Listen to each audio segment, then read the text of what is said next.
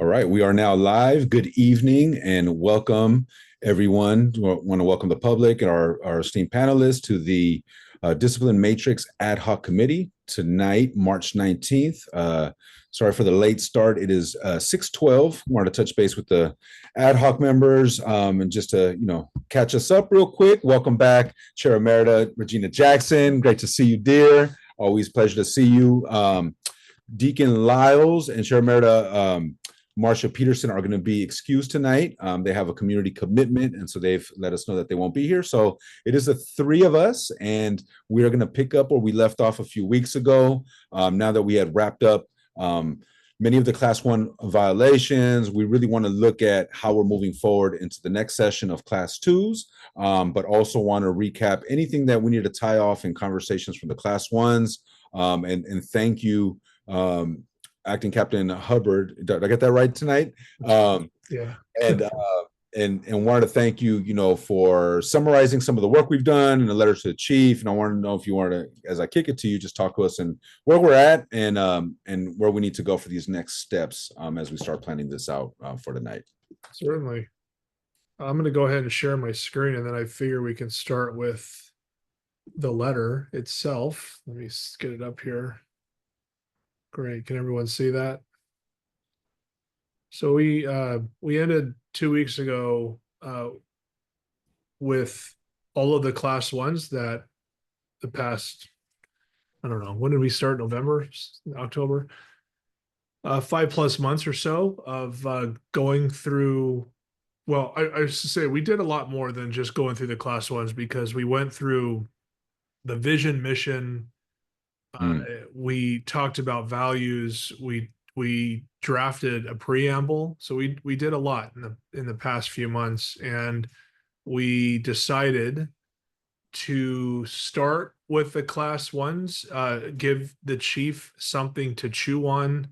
I can tell you all, I said this before publicly, that the chief has been asking about this ad hoc.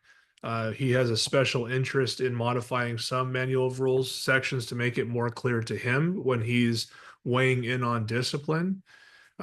We've had many discipline commission meetings subsequent to internal affairs decisions and CPRA concurrent cases, where just openly talking about it amongst us as a group, we said, okay, maybe this is something we can come back and look at. So we decided to take the Class 1s that we have amended or not amended and give it to the chief to review, just to see where he's at. And while he's doing that, we can then move into the Class 2s, which I'm sure we'll do tonight. So to accompany the Class 1s, which I'm still drafting into one document with track changes so we can see everything, is this letter that just kind of introduces where we came from. So I'll go ahead and read that to all of you, and I hope that we can use this time to make any edits as needed.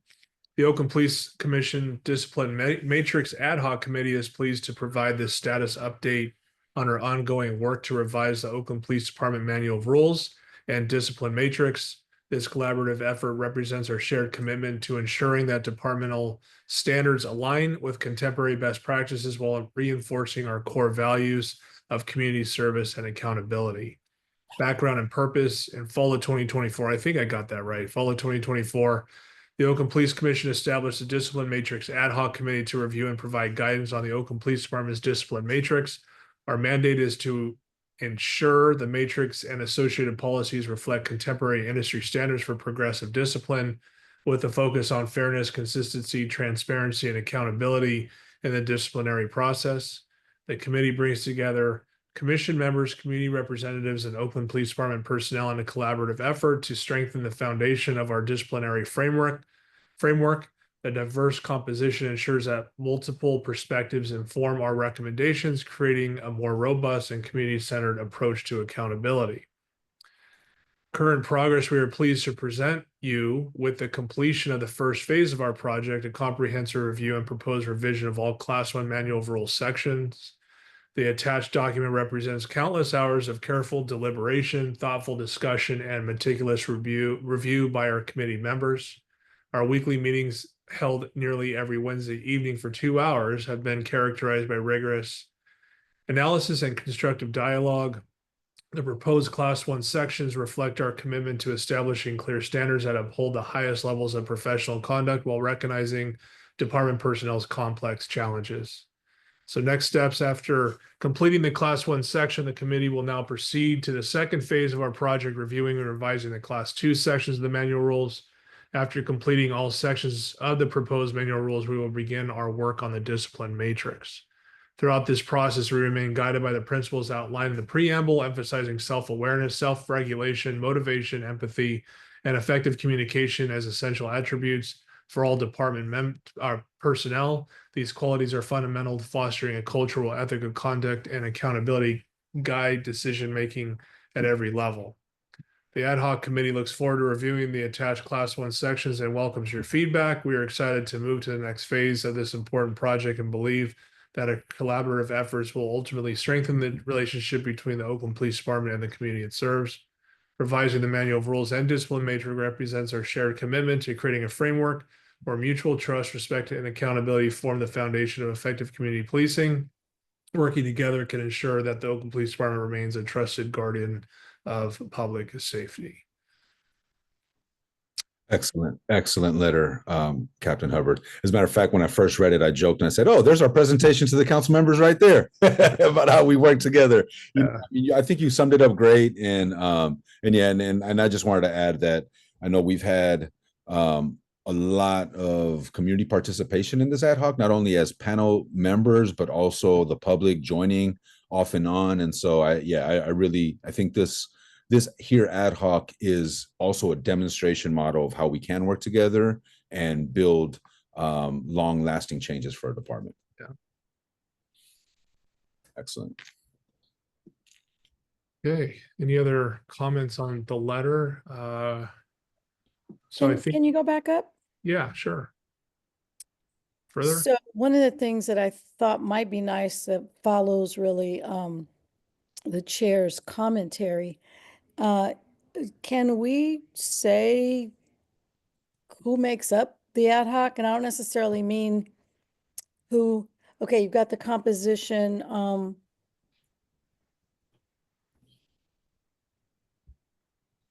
is this a pretty accurate reflection? I don't see Raina or whatever her name was. I don't know if she's fallen off.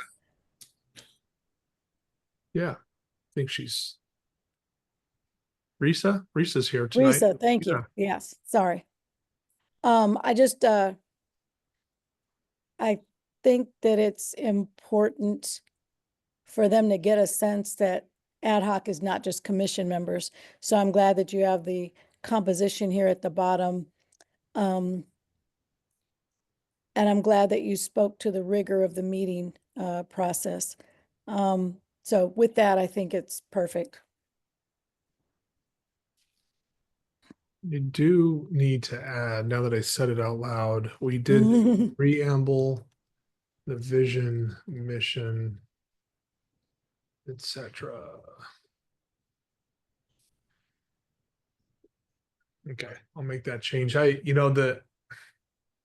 just want to be careful that the chief also understands that we're kind of giving him an appetizer, if you will, and he's not in a position to approve it, or I mean, I guess he can make recommended changes, but there's a lot of other eyes that need to be on this before it officially is approved and published. So I think he understands that, but I do want to make that clear in this letter also. Absolutely. Yeah. Okay. Great. I'll make a couple of changes and I'll send it back out for those who want to take another look at it.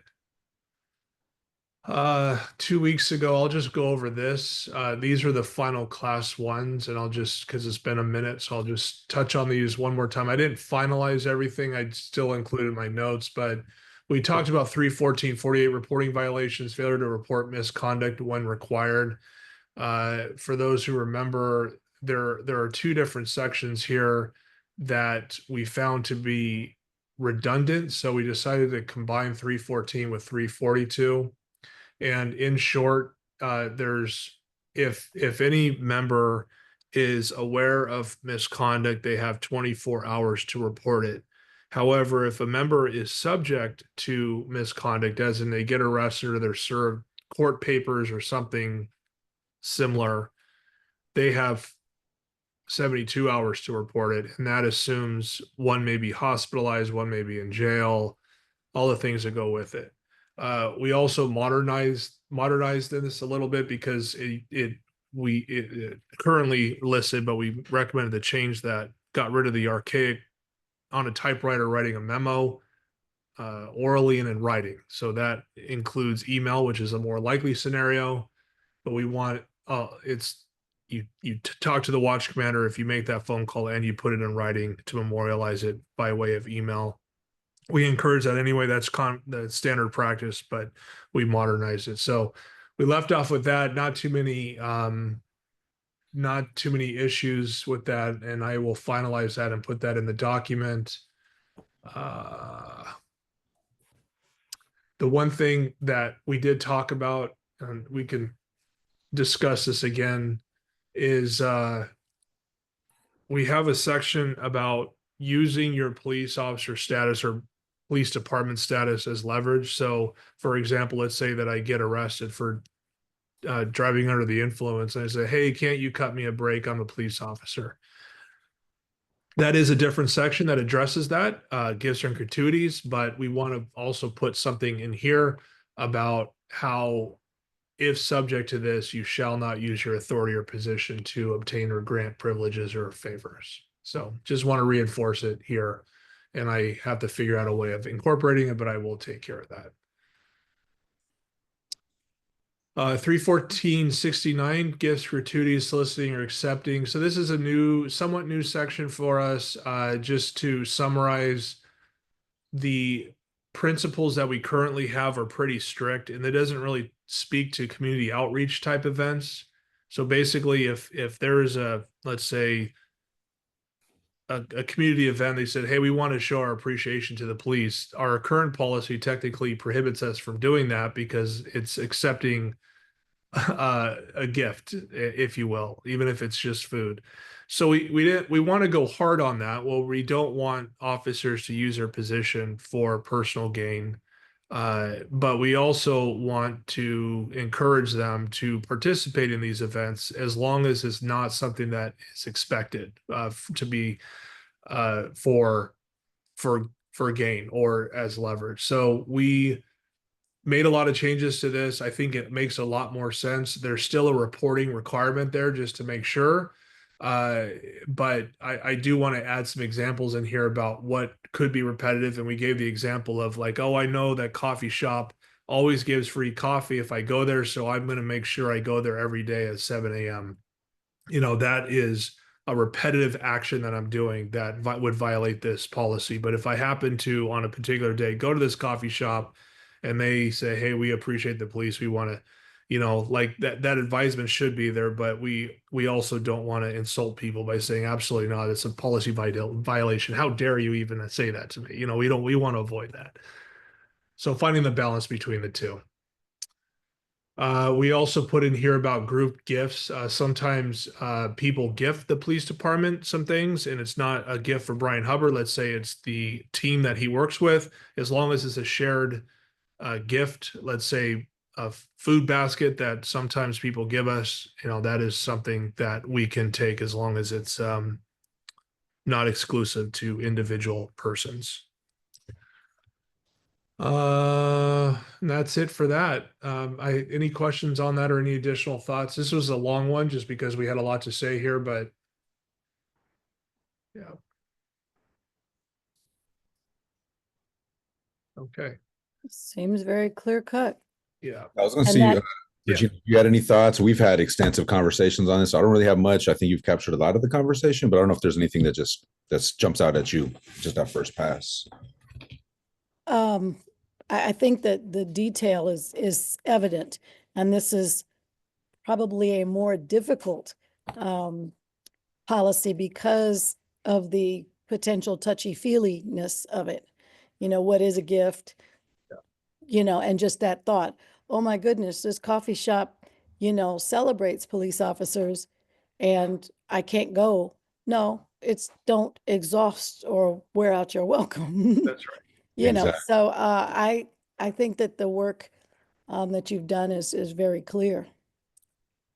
I'm And this, still catching up on reading the. yeah, thank you. And this also came on the heels of the wildfires in LA.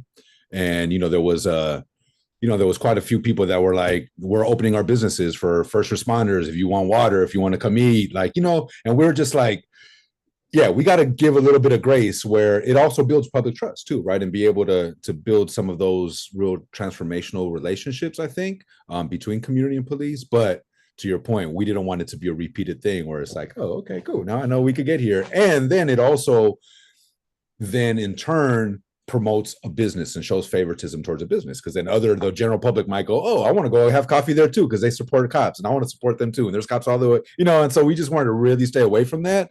But in tenuous circumstances or in cultures, I know in my family, if you come and help my family in a difficult situation, you're at my house, you're not going to leave unless you take some plate of food, right? I guarantee you, I'm going to have a grandma that's going to be like, nope, and you better not say no. So at some point, it's like, how do we, balance out some of those cultural and opportunities to kind of build and some trust with the public and without folks going overboard too. So it was a very delicate one, and we had a lot of conversations around that.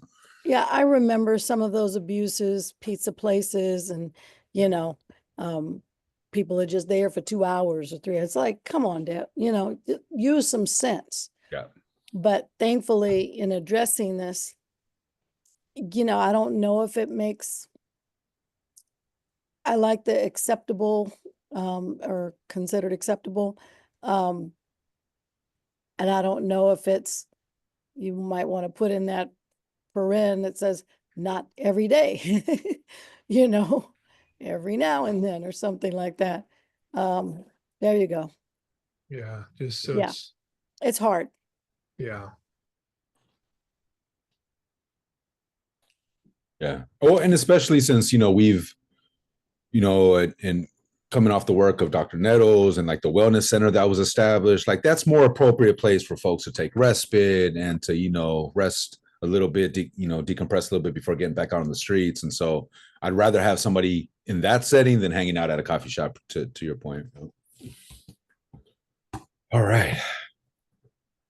Great. Okay. And I'll clean that up. I'm sorry, there's a lot there I still need to fix. All right. So 31439 performance of duty. Okay.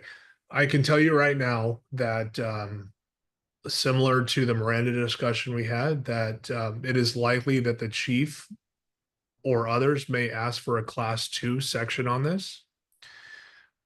We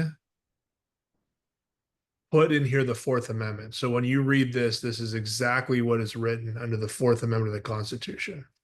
So the reason why there's an argument out for a class 2 is because we do get, I don't want to call them technical violations, but especially for the younger officers, they move too fast. As in, a person accuses another person of battery, and so the officer then says, okay, great, and then they go detain that person, which is a Fourth Amendment seizure. Then the person, they go back to the original person, and ask more clarifying questions. Like, oh, I didn't mean that person, I meant someone else, or they articulate it as not a battery at all. So now there's an argument against the officer for violating that person's Fourth Amendment rights. Now, we can talk about the intrusiveness of the seizure. It could just be as simple as, hey, you're not free to leave, and the person has to stay there, right? Or it can be as intrusive as using force or applying handcuffs or confining them to a patrol car, which is way, much more intrusive. So for the officer who moved too quickly, who affected this detention, are we going to say this is a class 1 violation where you violated the Constitution of the United States? Or can we call this, hey, do better next time, slow down and not be so quick to jump to conclusions based on this person's statement, and develop your reasonable suspicion and then effective detention, if at all? So I'm just preparing you all now. That's likely going to be a discussion with the chief a little bit later. I like that idea because unfortunately, people of color, particularly Black and brown people, are real quick to recognize when somebody has jumped to a conclusion, or when somebody, a police officer who's a little younger in the department seems really nervous and scared, you know, trying to affect, quote unquote, his job. Mm. I think that, you know, if it's not egregious, then yes, kind of do better next time. But you don't get like multiple warnings of that. Sure. I think you get one. Yeah. Yeah. And Yeah. and I believe, if I'm not mistaken, a lot of the discussion between this one and what was the other one where we said no, we're not doing a class two, Miranda. the Miranda, right? Yeah.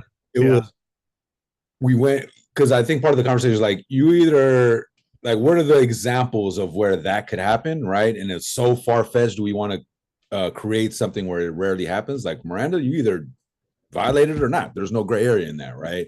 Um, and so that was some of the similar thinking with this, although we have explored some examples where it could be a more of a procedural violation and not necessarily like a gross misconduct. One question I do have in this scenario is what happens if there's like let's say like a melee, officers respond, there was all kinds of assaults, things going on here, like a bar fight type thing, right? um isn't there what is the practice in terms of like detaining people and to you sort things out and start figuring out, okay, you were involved, you weren't involved, right? In that process, you might detain somebody that wasn't involved, but then you figure that out. Would this be a case of that? Would that be an example of that where somebody would then complain and say, hey, I was wrongfully detained? Or is there an allowance that officers have to be able to sort things out in the moment and not have it be officially like a detention or an arrest? Yeah, yeah, no, it's reasonable suspicion for a detention and reasonable suspicion. If we're going to put a number on it, it's a 49% chance. Probable cause is 51%. It's not proof beyond a reasonable doubt. It's just a reason to believe that this person or persons are involved in criminal activity, and the purpose of your detention is to determine whether they are involved in criminal activity. So the melee example you give, yes, society expects us to affect those detentions to then determine if a crime actually occurred. Yeah. So in that scenario, it wouldn't be a violation. Like if somebody filed a violation that they were wrongfully detained and that was clearly the case, then that would not be a sustained allegation then? It would not. It would not. That would be a lawful detention. Gotcha.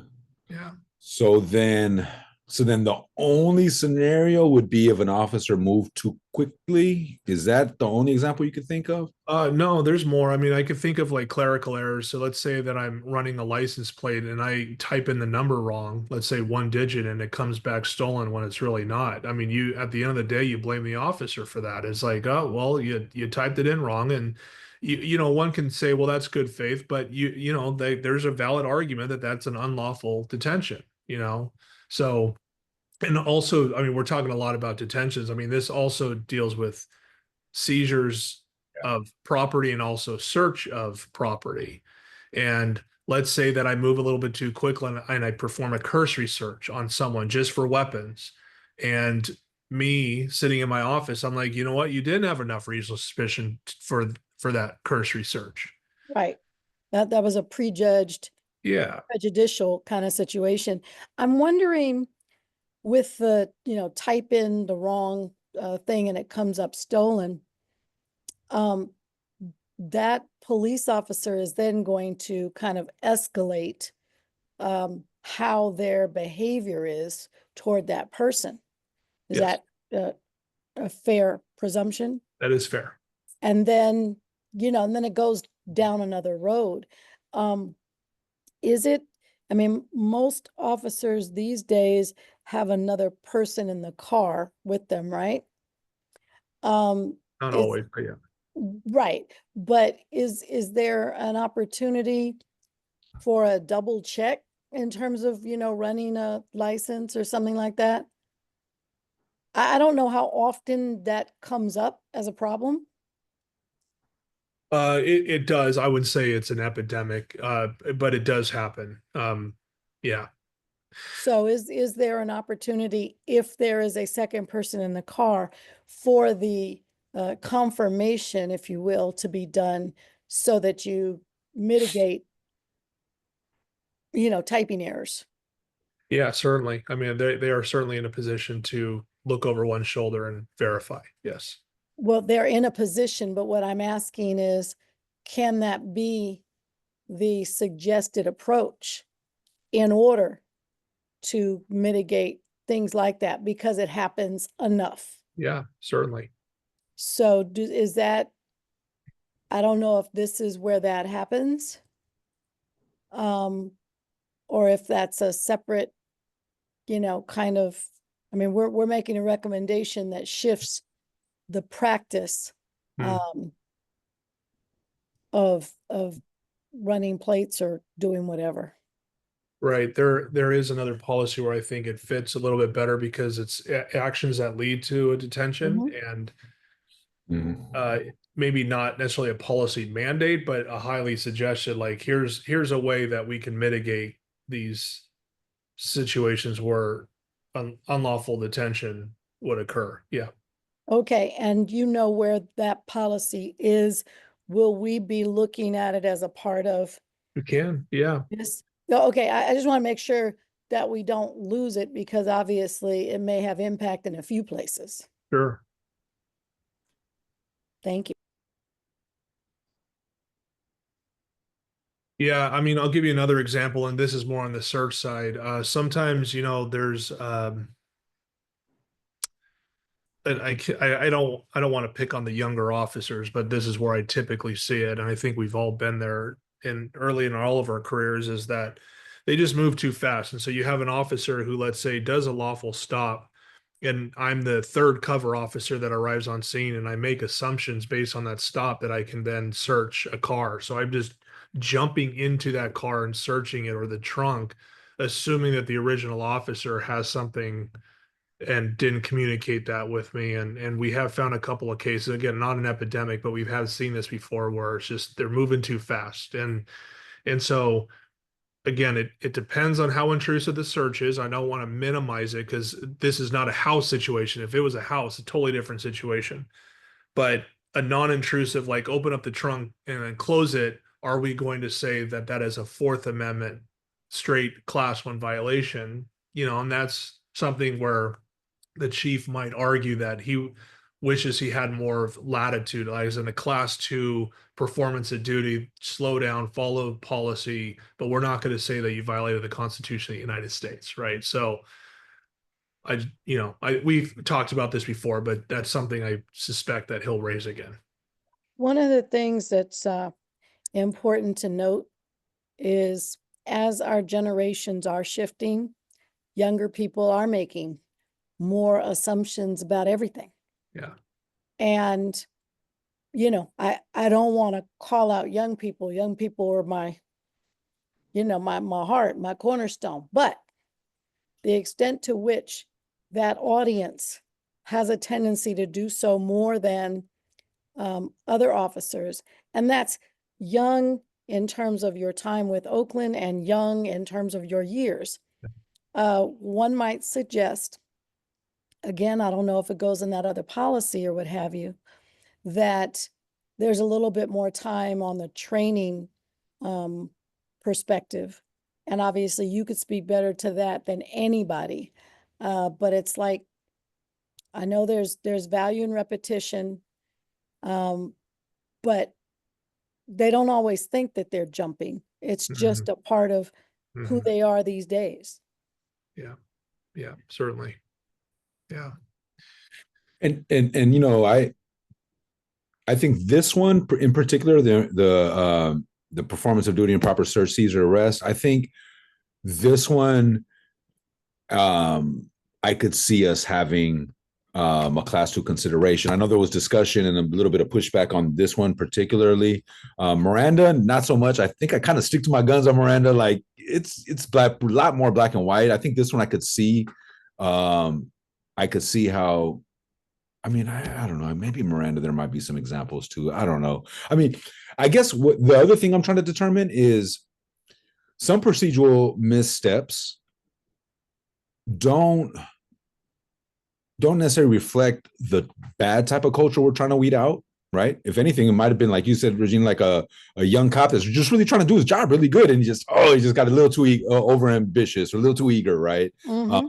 But his heart was in the right place, and it wasn't necessarily. And the person that maybe, that was on the other end of that, they never really took it because of it wasn't so egregious, or it wasn't like an illegal arrest where it was like they knowingly were doing it, where this person feels like, oh my God, you're dirty cop, man. You shouldn't be doing this, right? A procedural thing like that, if anything, I mean, and this is maybe a little bit of a side note, the public's gonna be like, oh great, my case is probably gonna get thrown out. They messed up, and they find that out way down the line as you're going through the litigation process, right? And so then it becomes a teachable moment of how do you do better policing so that we don't just get cases just thrown out, right? Because we're being too ambitious, right? And again, that's a coaching opportunity, right? Right. I mean, I remember, the dialogue that went on for almost years about stops. Mm-hmm. And part of that was that, so many, again, Black and brown people were stopped. And then when you made it more evidence-based, then you found a lot more white folks who were carrying guns and stuff like that. And so I don't know, Captain, how often you have to kind of retrain and address examples and things like that. But, I want to make sure that in the process of our coaching opportunities and our learned experience, that I don't know how often we're still coming up against that, in terms of just moving too quickly, because stops was a big deal for a long time. Mm. Yeah, no, thank you for that. And I can tell you that it has improved significantly. We're not perfect, but I am being of one that reviews cases every day, especially body worn camera. I'm very impressed by all the officers and what they're doing daily, because they are taking their time. They are being respectful to the community. They are explaining things to people, which is I'm a big fan of. The people who are upset over the detentions and arrests, like actually were taking the time to explain it to them and even showing policy to them and the law. We've come a long way. That's wonderful to hear. Um, I don't want to put you on the spot, but coming a long way. Are we 80% there, 70% there, 90% there? Mm-hmm. I have And to I'm not going to compare. hold you to it. I'm just trying to get a sense of, it's like with young people. Oh, that happened so long ago and it was last month. Yeah. It's just being able to Yeah. understand the wording and what that really connotes. I have data. I mean, we have these risk management meetings every month, and we show data. And I go by the complaint numbers. It's not just the complaint numbers, but also the sustained cases, and they dropped off significantly. The complaints for this manual of rules is always going to be high, because everyone who gets arrested is going to make a complaint, and they do it because they legitimately feel like they were wrong, but also they do it in a way to get out of the arrest. Okay, we do have that. And the amount of sustained cases, though, huge difference to what we were before, because we see that officers are following the policy and the law, and we do cover that in our risk management meetings. Yeah. Okay, great. Thank you. Okay. And also, just for those who don't remember, the current or original language in here was the unintentional or intentional search and seizure. And that was a big conversation. It's like, well, how do you unintentionally, illegally, everything you do, there's intentionality behind it. So we got rid of that language, and that cleared up a lot of confusion amongst us. Great. Yeah. And maybe just my own personal opinion, like when it comes to this one in particular, I wouldn't be completely opposed to a class 2 consideration on this one. Okay. Well, we'll cross that bridge when we get to it, because it's probably coming soon. Yeah. All right. Okay, 32853, not much to say here. We had false reporting of illness or injury. The one thing that we did talk about was like, how do you have this? So this is when someone falsely reports themselves injured or ill. is this closely associated with truthfulness? And the answer is yes. So I can't think of a scenario where I would accuse someone of 32853 falsely reporting an illness or injury and not also adding the truthfulness allegation on there.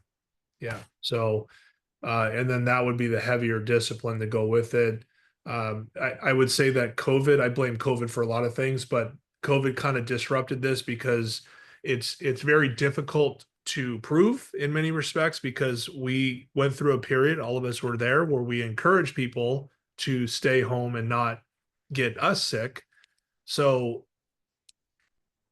what is really an illness is like, oh, I have, sore throat today. Oh, I'm sick. I had to call in sick. And then you have someone accusing them. It's like, oh, you're not telling the truth, So again, not an epidemic, but we have had these in the past. And so long as you have humans, Yeah. you will have some of that. Yeah. Yeah.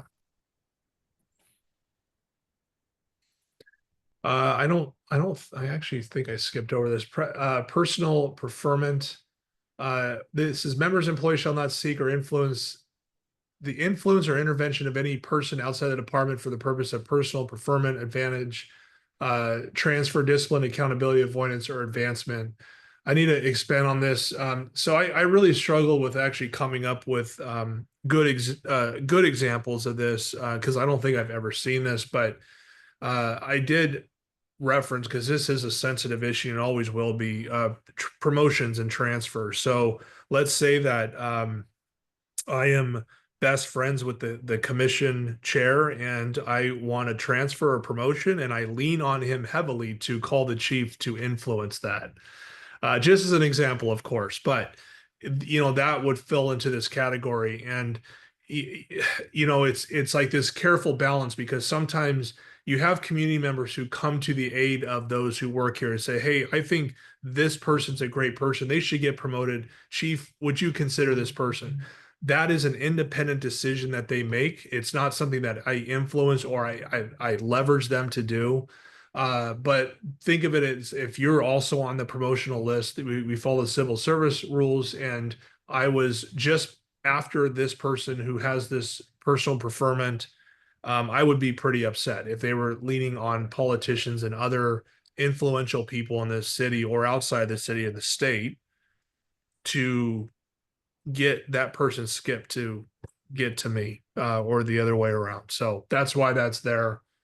Again, I can't think of any other examples, but that could be one. Regina? Yeah, thank you. And I don't exactly know what's going on with the entire commission. But that has been for many years a concern of mine, that there be a very clear-cut promotional policy that did not, part of me wants to say doesn't allow that, that the basis upon which there's promotion ties back to a stronger policy. I don't know if we've looked at that yet, or if it's on the list because of the the disparities and the Hiller-Hines delineation. It's something that cops know. It's something that, for example, too many examples, when someone toes the line and really tries to underscore integrity, oftentimes that person gets sent away or, reassigned to, like the shit assignment, right? And it's because they've rubbed somebody wrong. And, I remember getting this was a discipline committee that you'll remember, Ricardo. And this was, when the chief had changed his mind about something. And it really had everything to do with the fact that there were a lot of officers in his ear, and he changed his decision. And so it works both ways, to support promotion or to support discipline. And I think that there needs to be real clarity up to the chief that this shall not be tolerated. Now, we cannot manage all of it because most of it's not within our earshot. But when there are substantial either changes or assignments that are in alignment with what the history has always been. I remember in San Leandro, when one of the chiefs was looking to kind of buck the trend, there were two white officers up for a promotion, and he chose to try and identify somebody from outside of the city who also happened to be Black and female. Now, that chief is no longer the chief. Yeah. But he didn't, break a law or anything. The assumption was that, and it was never proven, and obviously whatever. But the point is that yes, it's the chief's responsibility to ultimately authorize these promotions and this, that, and the other. But I think that there needs to be a very strong and very clear policy around promotions. I'm sure there's, just like there's more that we've done, there's so many policies, there are more that we could do there as well. And, as well, this, it may not rise to a class 2 level, but we have to continue to keep our eyes on that, because we knew it had been happening years before the Hines report. The Hines report just confirmed what we knew. You know what I mean? Mm-hmm. But that did not with it have and here's how we address it and here's how we change it. I know that we talked about anonymization, but somebody always knows who the numbers correlate to. I don't always buy that the quote unquote anonymization takes care of it all. But we're not talking about that policy right now. I just want to make sure that going down the line that it's really, really clear, because sometimes bias for or against, again, is human, but we must do better. Right. Yeah. What's the recourse for somebody that feels like somebody did either receive preferential treatment for a promotion or to avoid discipline? And if you're aware of it, or you feel like you're on the wrong end of it, like, what's their recourse? Is there an anonymous way to report that? Can we add a language that says we encourage folks to be able to speak up if this happens? Like, what would be the route for somebody to basically whistleblow without there being fear of retaliation or any of that, right? Yeah, it's a great question, and interestingly enough, we're talking about a class 1. So if a member does know, even if they're a victim of it, they have to report it by policy, right? So this goes back to the origins of this. Failure to report, you have 24 hours to report it. Now, you can have someone else do it. You can do it anonymously. I would go, even for an example like this, go outside of internal affairs and also report it probably to the civil service board. You can do that, or the ethics commission, because it's city policy that's also influenced by this. We have civil service rules that we follow. There's a city charter. This only deals with OPD policy, and there's other implications that go with it. So yes, they, in a way, it's not should they, but they absolutely have to do it because it's a class 1. Yeah. And this conversation actually it should be addressed, as already mentioned, but we talk about task 45, which is a task that we're still not in compliance with. And there's really no compliance finding. It's not that we're out of compliance, but it has to do with fairness of discipline, and just and this ties into it. Like, if there is a sustained case for preferential treatment, that goes into task 45, which further puts us behind the ball. So yes, definitely not something we should gloss over, but it's bigger than just this manual rules section. Yeah. And that's why I continue to ask you, does it go here or does it go somewhere else? Because what we need to have is redundancies around these things that have been problematic forever. We just don't seem to have a clear enough policies that are enforceable. It's kind of like truthfulness, right?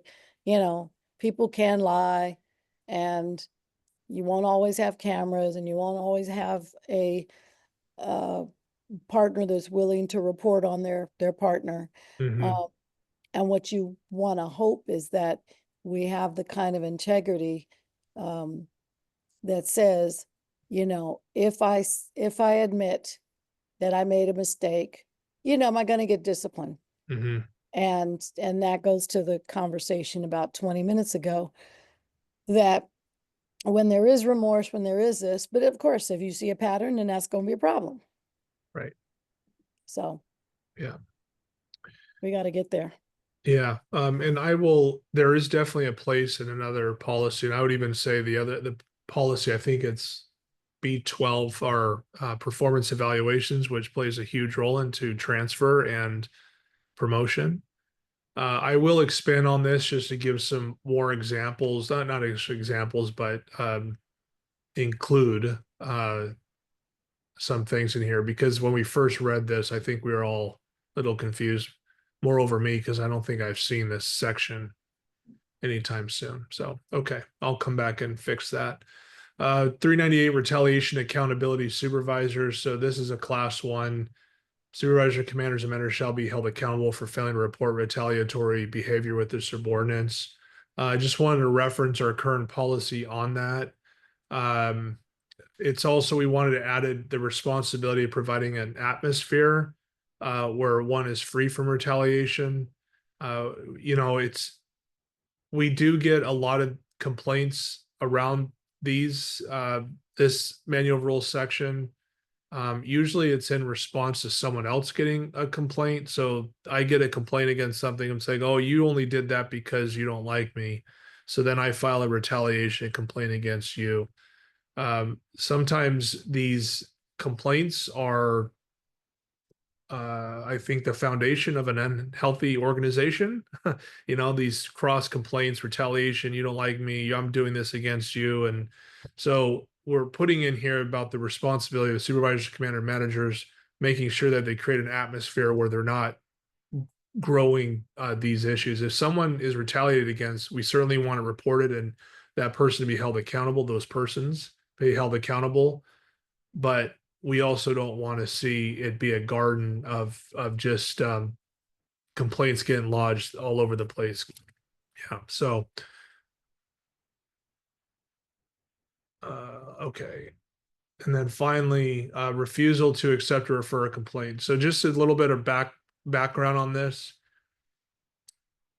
In 2020, 2021 era, we had a lot of these complaints. And the reason why, or sustained allegations, and the reason why is because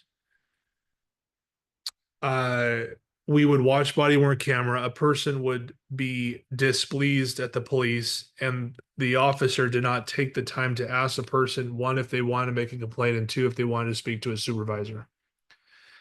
And those oftentimes were technical violations, as in the officer said, asked the person, hey, do you want to make a complaint? But didn't ask the person if they also wanted to speak to a supervisor, they would get sustained for that. Or do you want to speak to the supervisor, insinuating, hey, do you want to make a complaint, but never ask the person if they want to make a complaint, they would get sustained. Okay. Stanford intervened on this, in the plaintiff attorneys, IMT, the monitors, and we wanted to fix this. So this is the class one intentional section. This is the person clearly wants to make a complaint, and I say, too bad, something to that effect, or it's obvious that I am not going to facilitate their complaint. That holds severe discipline. I have no problem keeping this as is. It is what it is. But there is a class two section where we could have done better, as in you did try to facilitate their complaint, but you didn't follow policy, as in the person says they want to speak to the supervisor, or they show displeasure and I don't really follow through with it, but it's more on the unintentional side of things. So that has fixed a lot of issues. We already had the blessing from the commission, from the IMT, from the plaintiff attorneys. We implemented that a couple years ago, and it's worked really flawlessly, in my opinion. We are numbers have decreased significantly of these technical violations. I am clearly seeing officers going out of their way to facilitate one's complaint and following policy. Yes, I see your hand up. Yeah, so I have a question about that. I'm glad to see that that is also, progressing. Have we seen where an officer, isn't trying to lean into assisting with that complaint and their partner similarly goes silent? Yes, I have.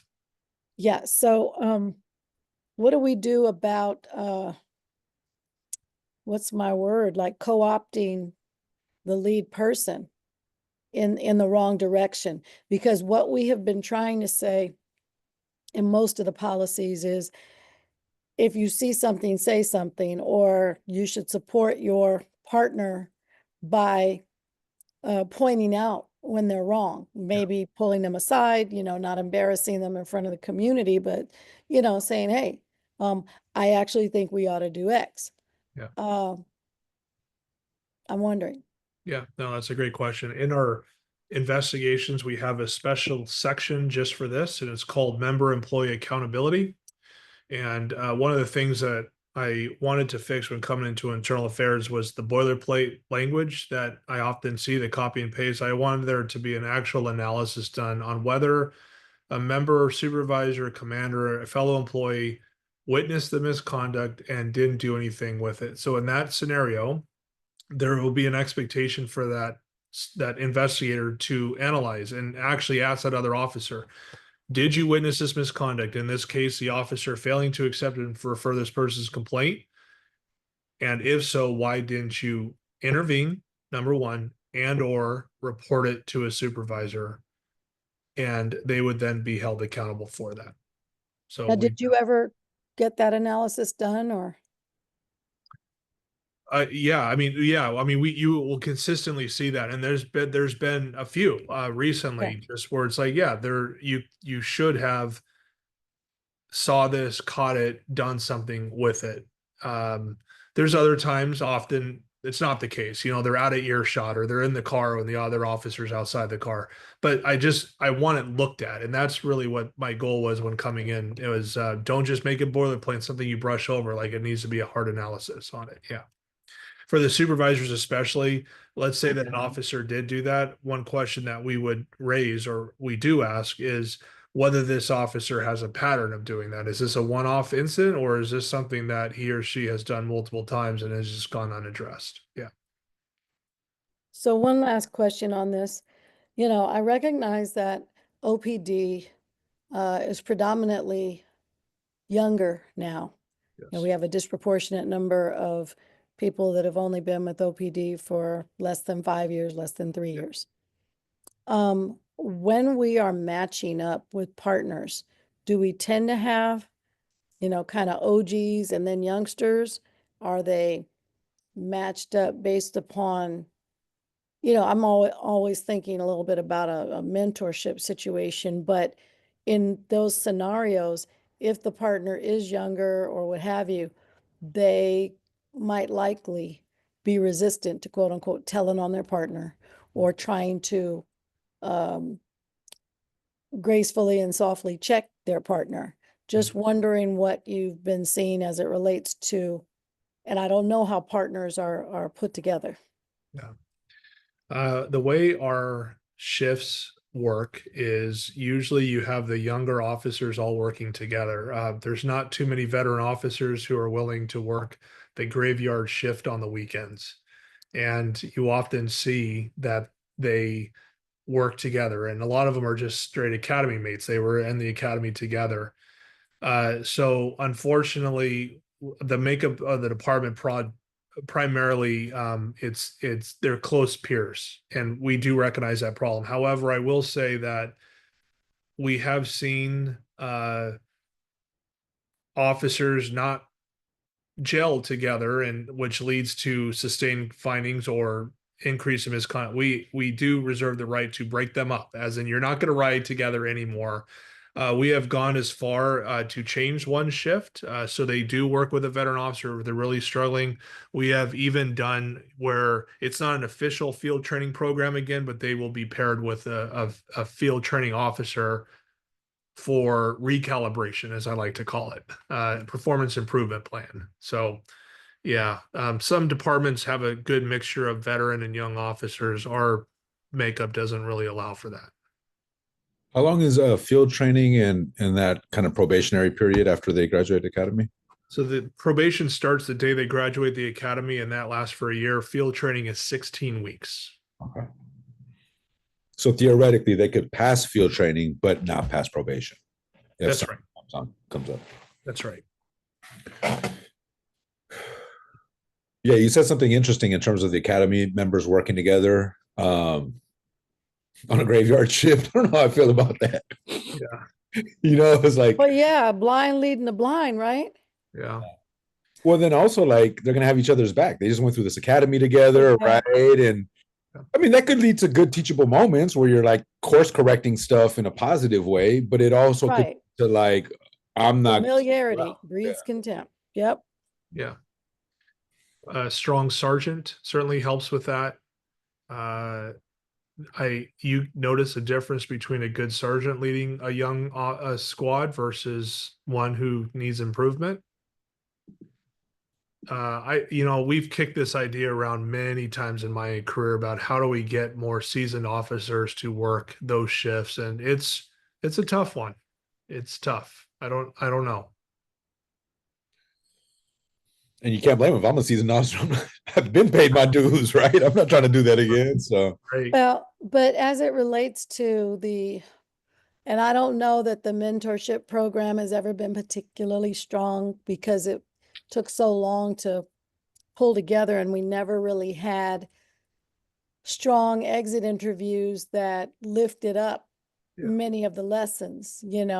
Every, I don't know, maybe 10 years, you get a whole bunch of people and a whole bunch of information that just kind of leaves. It's not entered into a platform about why these kinds of things that used to be a problem are no longer a problem or what have you.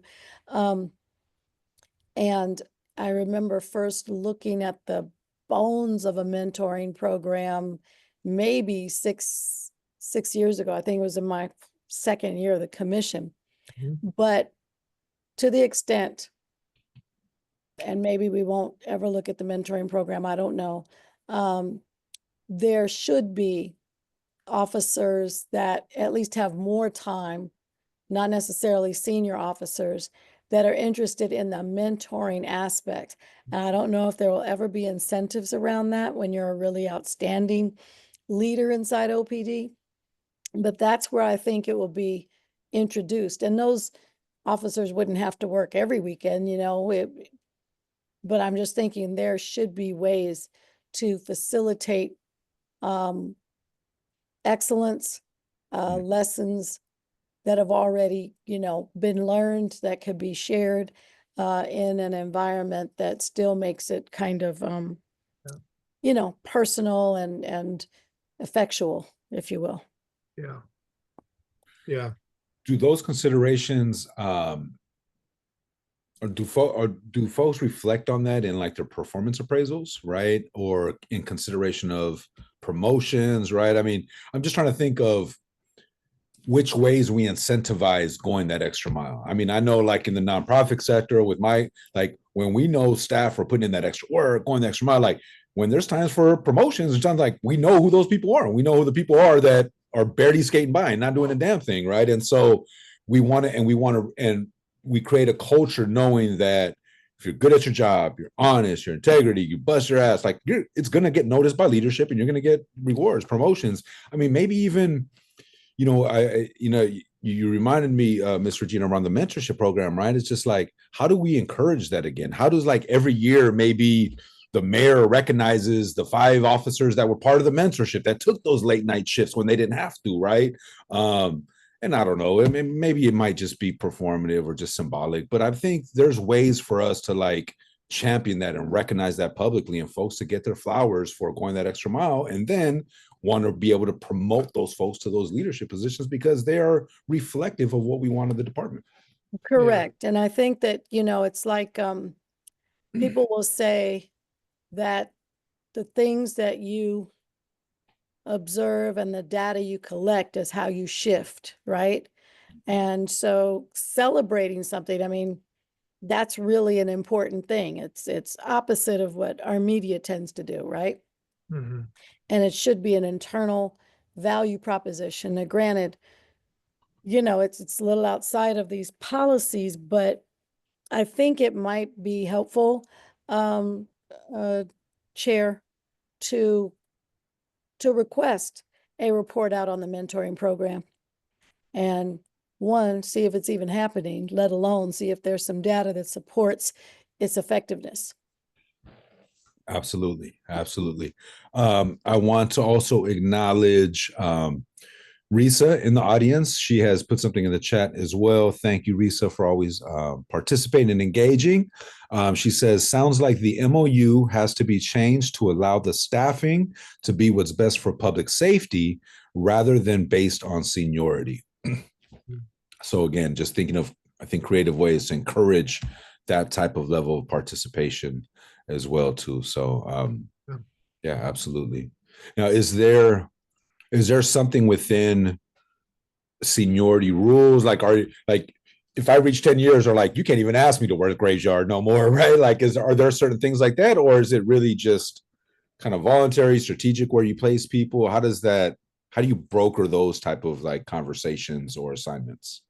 It goes by seniority. So every year we have a patrol draw, and it's almost like the NFL draft, where there's a big board, and based on how long you've been with the department, you move up that ladder, and the higher you are, the first pick you get, and you have the wide open board. You go, okay, I want this shift, and I want to work with this sergeant, this lieutenant.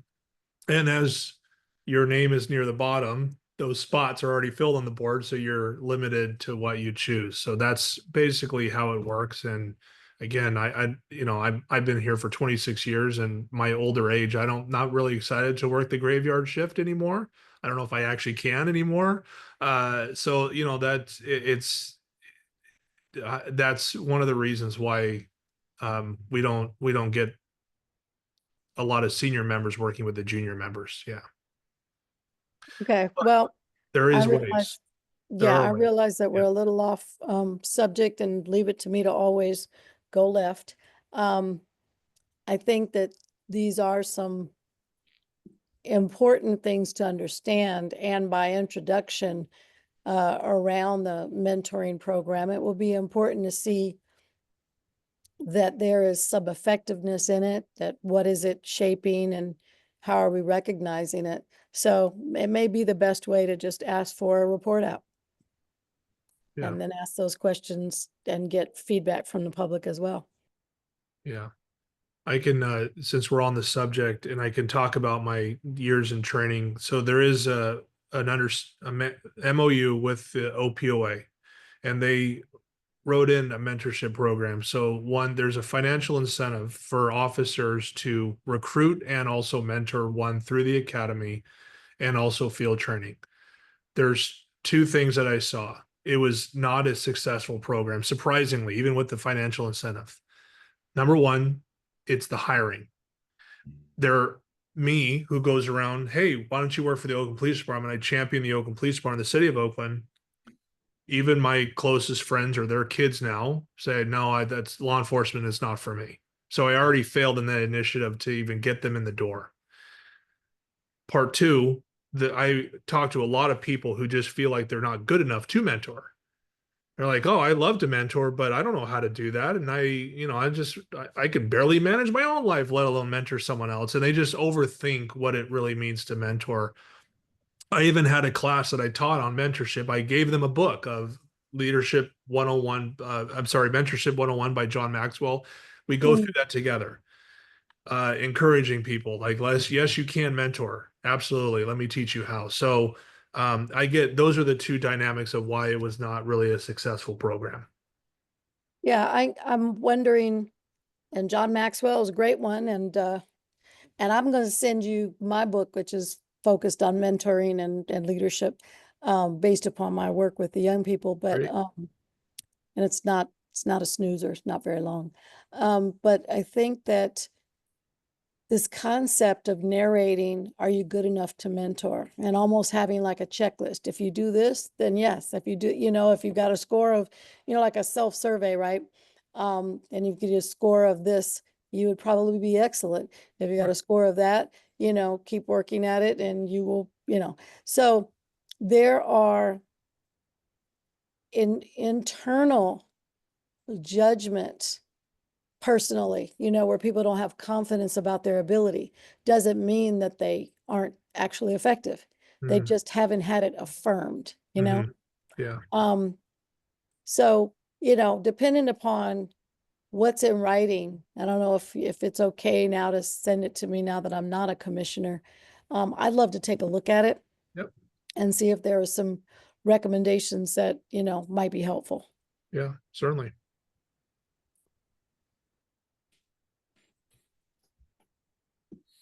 Okay.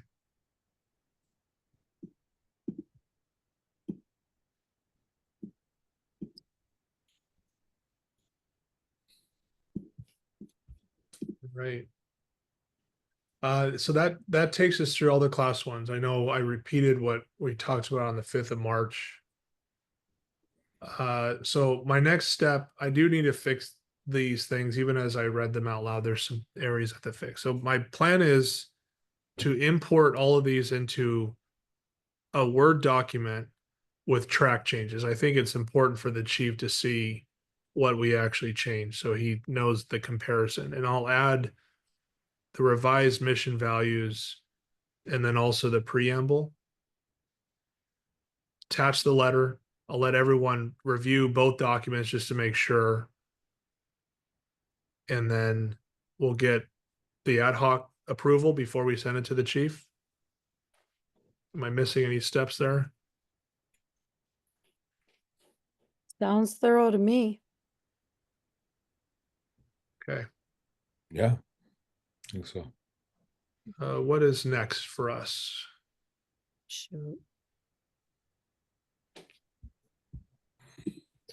Have you sent out the list of the class 2 language for folks to read in advance of the meeting or no?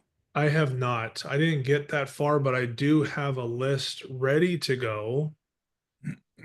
I might want to start with the most common ones because I looked down the list. There's some that well, the use of tobacco products while on duty. I don't know if we need to argue that one, but I think that's on the bottom of my list. I have some that's near the top of the list that I'd like to cover first, like conduct towards others, demeanor, relationships, things like that.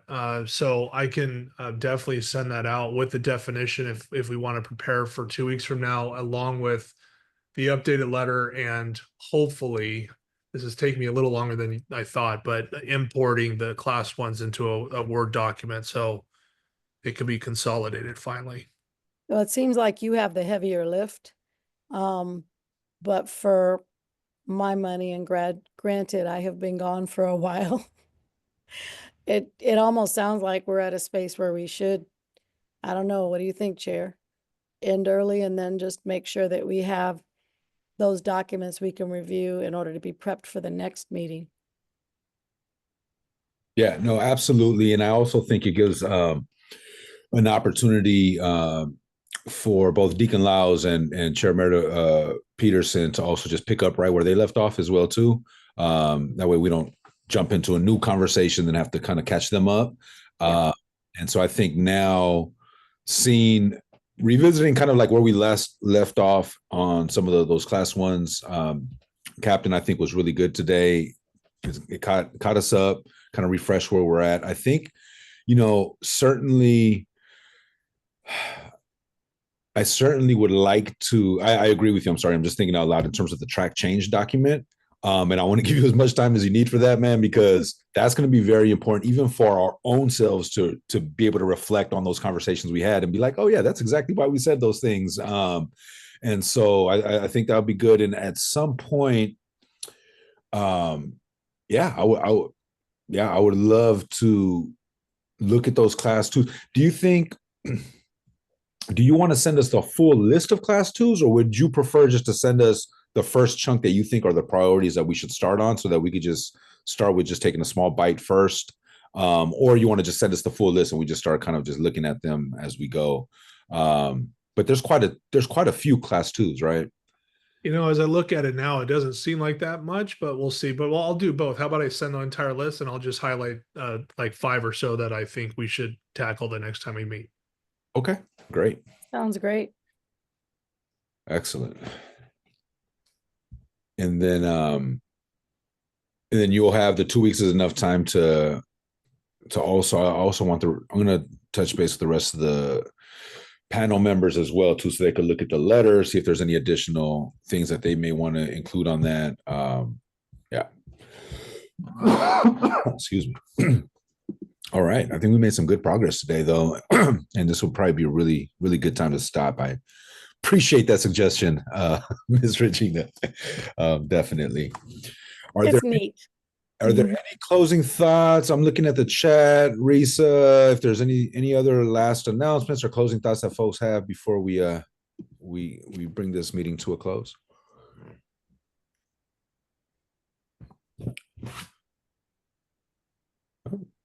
All right. Excellent.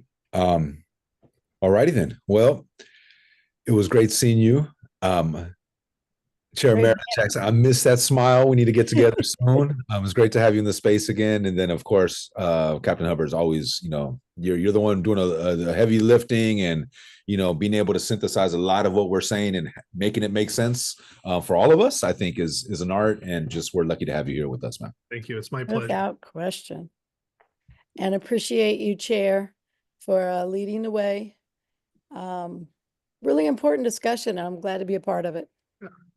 Absolutely. All right.